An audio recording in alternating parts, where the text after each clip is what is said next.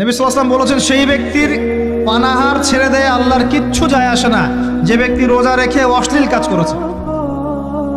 মা বোনদেরকেও বলবো, রোজা রেখে যদি বেপরদায় চলেন, রোজার কোনো দাম নাই।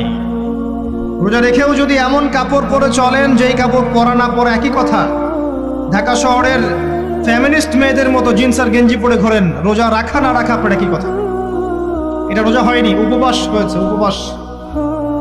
আমি হাত জোর করে বিনতি করছি ভাই, খাওয়া পান করা, স্ত্রী সহবাস ছেড়ে দেওয়ার নাম রোজা নয়, এটার নাম রোজা নয়, এটা একটা অংশ রোজার মাত্র।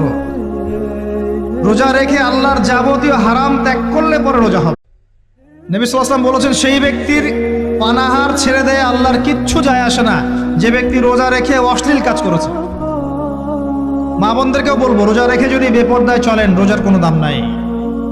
রোজা রেখেও যদি